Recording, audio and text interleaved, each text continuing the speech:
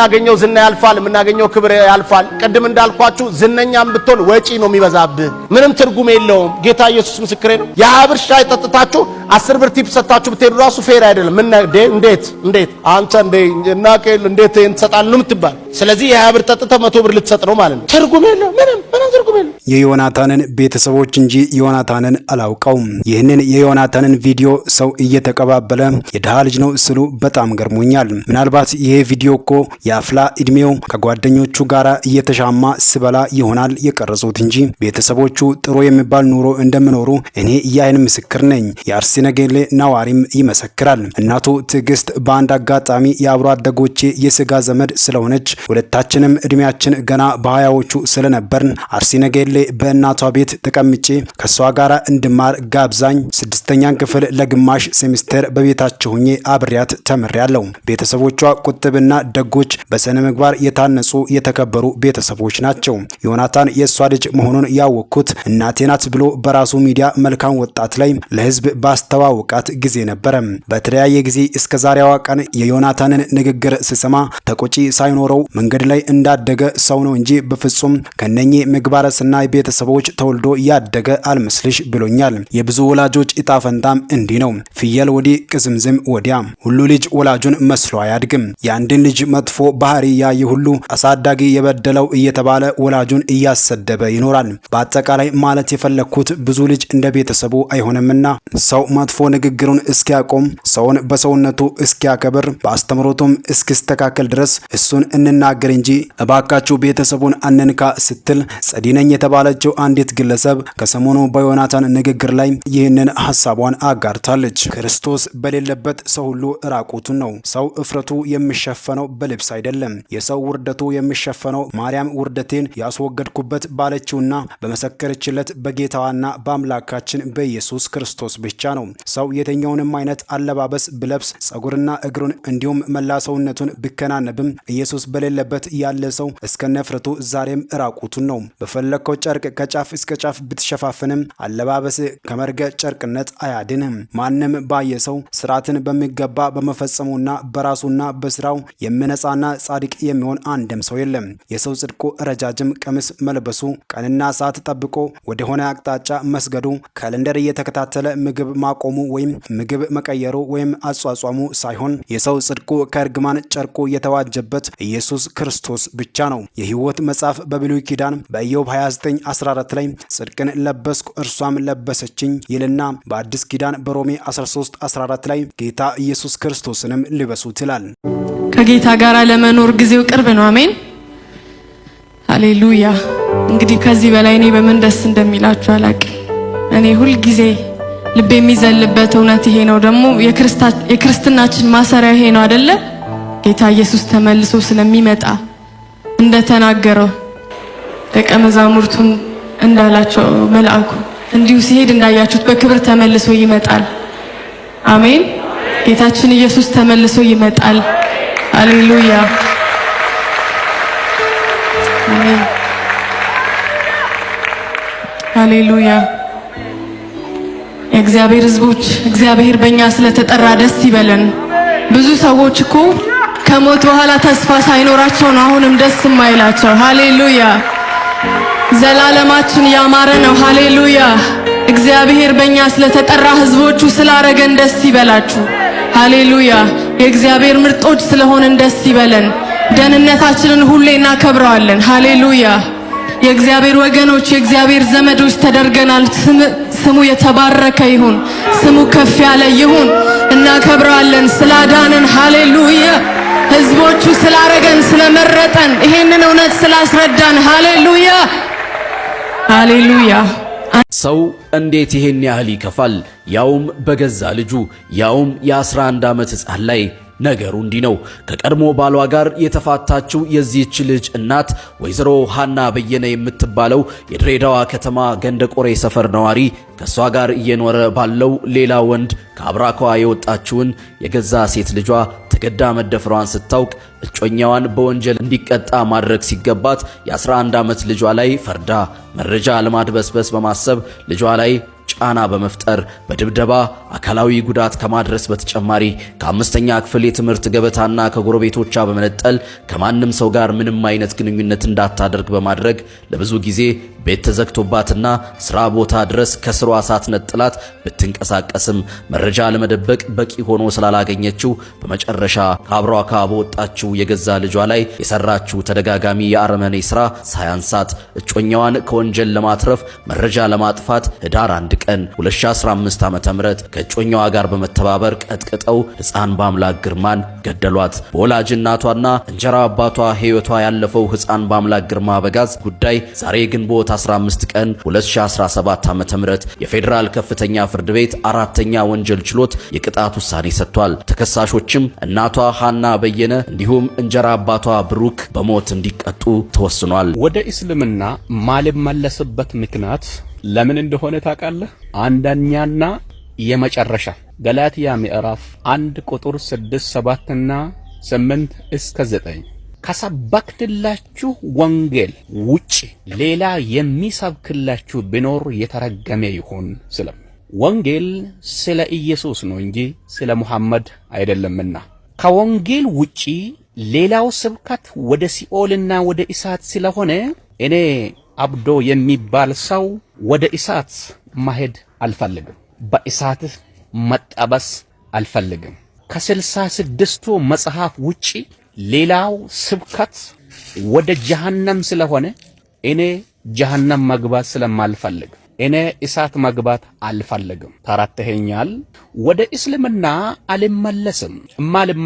ማልመለስበት ምክንያት ከወንጌል ውጪ ሌላ ሁሉ ተስፋ ሰጪ አይደለም። እኔ ወደ እስልምና አልመለስም። ምክንያቱም ጀነትን ስትለምኑ ፍርዶስን ለምኑ ነው። እኔ ኢየሱስን አገኘሁ፣ ጀነትን አግኝቻለሁ። አሁን ጀነት ውስጥ ነኝ ስላችሁ ደግሞ ብዙዎቹ እንደምትደነጋገሩ አውቃለሁ። ኢየሱስን ያገኘ ሕይወት አግኝቷልና ሌላ ሕይወት አልጠብቅም። ከዚህ በኋላ የሚጠብቀኝ አዲሲቷ ኢየሩሳሌም ትመጣለች። ከአዲሲቷ ኢየሩሳሌም በፊት ግን መድኃኒታችን ኢየሱስ ክርስቶስ ይመጣል። አንድ ቀን ይወስደኛል። ወንጌል ተስፋ ሰጪ ነው። ወንጌል ኢየሱስ ነው። ኢየሱስ እመጣለሁ ይወስዳችኋለሁም ብሎናልና እኔ የሚመጣው ኢየሱስን ጠብቃለሁ እንጂ የሞተን አልጠብቅም። አንተ የሚመጣው ኢየሱስ እሱ ይወስደኛል። ሌላው ደግሞ ወደዛም ማልሄድበት ምክንያት ሱራ 46 ቁጥር 9 ነብዩ ለእስላም ምን ብሎ ነው የተናገሩት? እኔ አላቅም በኔም በእናንተም ምን እንደምሰራል፣ ኢየሱስ ግን ያውቃል። እመጣለሁ ይወስዳችኋለሁ ብሎናል። አልመለስም። ምክንያቱም የሞተችን እናት ነው የምትጠብቀው ወይስ ገበያ የሄደችውን እናትን ነው የምትጠብቀው? እኔ የምጠብቀው ገበያ የሄደች ነው። ኢየሱስ ሰማይ ሄደዋል፣ ይመጣል። የወጉት ሁሉ ያዩታል። ሙሽራዬን እየጠበቅኩ ነው። እናንተ ኢየሱስን ለቅቄ ሕይወትን ማጣት ሐራም ነው። አንተ ኢየሱስ ያድናል። ቀን ሳይጨልምብህ ቶሎ ኢየሱስን እመን። እኔ ትቻለሁ ያኛውን ኢየሱስን ደግሞ ተቀብያለሁ። አንተን ተቀበል። ክርስቶስ ላንተ እንደሞተ ከሙታን መካከል እንደተነሳ በአፊ መስክር፣ በልብህ እመን። ኢየሱስ ክርስቶስ ጌታ እንደሆነ በአፊ መስክር፣ በልብህ እመን። ያኔ ትድናለህ። እምቢ ካልክ ነጻነት አለ፣ ችግር የለም። በእሳት ውስጥ ደግሞ ሂሳብን ታወራርዳለህ። ሐቂቀተን ከክርስቶስ ኢየሱስ ውጪ ልታሳድግ ትችላለህ፣ መልበስ ትችላለህ፣ ጋውን መልበስ ትችላለህ። ነገር ግን ውስጥህ መንግሥተ ሰማያት እንደማይገባ አረጋግጦ ነግሮሃል። ተው። አትሊስት ኢየሱስን ባይሆንም ህሊናን ለመሸወድ አትሞክር። ህሊናህን ለመሸወድ አትሞክር። ኢየሱስ የጀነት በር ነው። ለዚህ ቸርች የሚሆን ገንዘብ እፈልጋለሁ፣ የሚረዱኝ ሰዎችን እፈልጋለሁ። አገልጋይነ ቀብቻለሁ ምናምን እንድትለኝ አልፈልግም። እኔ መቀባተን አውቃለሁ። መቀባተን የሚያረጋግጡ መጽሐፍ ቅዱሳዊ ማስረጃዎች በላይ አሉ። አሁን የሚፈልገው ፋይናንስ በር ትከፍታለህ፣ አገልግሎትን ቀጥላለሁ። በ40 ቀን ውስጥ የፋይናንስ በር ካልተከፈተ ዘግቼ ወደ ስራ ገባለሁ። ተጨቃጨቁ። ጭቅጭቁ ልጅና አባት ነው እንጂ ዝም ብሎ በቃ ካላደረከኝ ምናምን አይደል። 28ኛው ቀን ላይ ከካናዳ አካባቢ ነው አንዲት ሴት ደወለች። ስልኬን ማኔጀሩ ጋር ነው ያስቀመጥኩት። 35 ዓመት ነው ካናዳን ምድር የቆየሁት።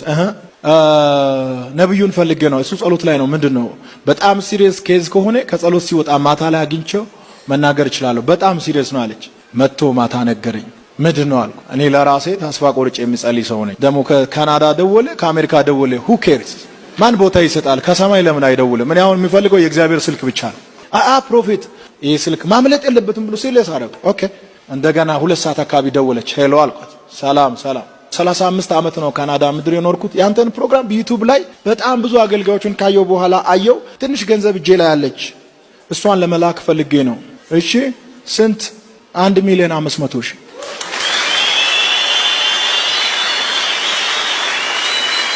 አሁን እንኳን ባሊው አለ 1,500,000 ያኔ ግን አስቡት በጣም ሄቢ ነው ለኔ ፈራው ፈርቼ ተስፋ በቆረጠ ሰው ላይ ብዙ ሰው ስለሚናገር እሷ ራሱ ሰይጣን የላካት መሰለኝና ለዚህ ነው የደወልሽው አልኳት ፎጋሪ መሰለች 1,500,000 ነገ ልካለው አንተ ጋር ይደርሳል ለዚህ ነው የደወልሽው ስል አው ለዚህ ነው አለች አላወቀችም እኔ ተናድጄ ነው እሺ አመሰግናለሁ ብዬ ዘጋው ጧት 3 ሰዓት ከሩብ ላይ ስልኩ ጮኸ ሲጮህ ሙስሊም ነው የደወለልኝና አዩ አለኝ ስምንም በትክክል አልጠራም አዩ አለኝ አቤት አለ አዩም የኔ ስም ነው ጉብኝት ከመጣ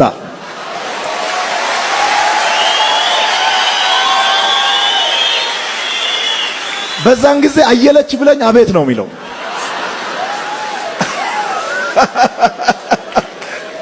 አዩ አለኝ ወዬ አልኩት አዩ ነኝ አዎ አዩ ነኝ እዩ ነኝ ካልኩ አንተ አይደለም እንዳይለኝ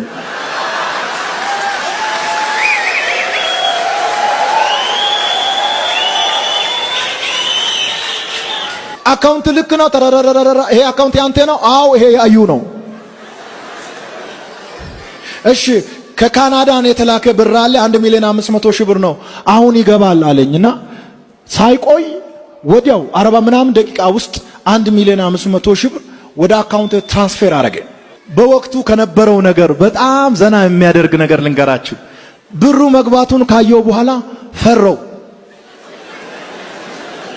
በጣም ፈረው ምክንያቱም ከ100,000 አልፌ አላውቅም እና 1,500,000 ነው ባንክ ቤቱን እጅ መስኮት ላይ ጠየቁት አዎ አለ አለኝ እንደገና እያልኩት አለ አዎ አለ አለኝ አለ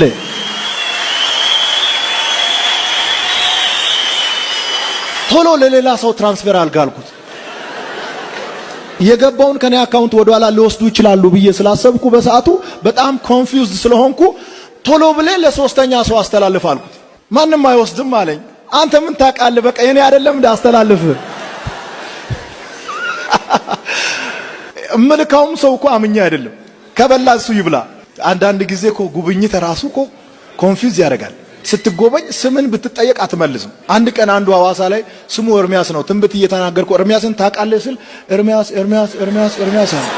ኤርሚያስ እኮ ነው እሱ ራሱ ኤርሚያስ ገንዘቡ ወደ ሌላ ሰው ትራንስፈር ከተደረገ በኋላ ያኛውን ሰው ጠየቁት አንተ ጋር ደርሷል እንደዚህ አይነት ገንዘብ ልክ ያለው አዎ ነገ መልሰህ ትልክልኛለህ አንተ ጋር ይደር እስከዛ አንተ ምን ጋር ታድራለህ በዲፕሎማቲክ ፓስፖርት እንዳያመልጥ ነው ግን እኮ የማያልፍ ነገር የለም ሽጉጥ ተደቅኖ እኔ መዝሙር ይመጣልኛል ብዬ ማምን ብርቱ ፍጥረት አይደለም መዝሙር አይመጣልኝም ምናልባት ማምለጫ መንገድ ላሰላሰል ይችላል ግን በእውነት ይሄንን ስናገር በጣም ውስጤ ይወርኛል ሰው ተደቅኖበት መዝሙር እንዴት ያስባል ማምለጫ መንገድ ያስባል ዛሬን አታልዬ ወይ ነገ ንስሐ መገባበትን መንገድ ላስብ ይችላል በእንደዚህ አይነት ነገር ውስጥ ሊሆን ይችላል እነሱ ግን መዝሙር ጽፈውበታል እንዴት አይከብድብኝም በጣም ነው የሚከብድ ስለዚህ ጳውሎስም እንዳለው ወደ እነሱ መዝሙርን እንደዚህ ያክብደው ከሰጡን ወንጌልን ከሰጡን ወደ እነሱ ከሰራ ነው ወደ ጌታ ነው ምን ሰራው ሰርተው ስለሰጡ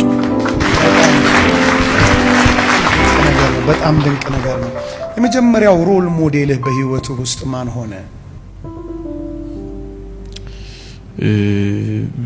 ዋኖቻችሁን ምሰሉ ስትለኝ ወደዛው ጋር ልገፍትርህ ብዬ ነው ሮል ሞዴል ለዝማሬ በህይወት እና ኢንፍሉዌንስ ያደረገ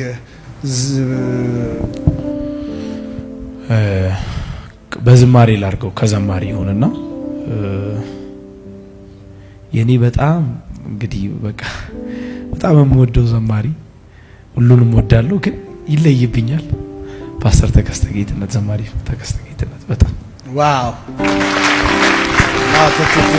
የተኪን መዝሙሮችም እንደገና ሰርታቸው አይቻለሁ እና እስቲ እንደው በዛው ልጠይቅ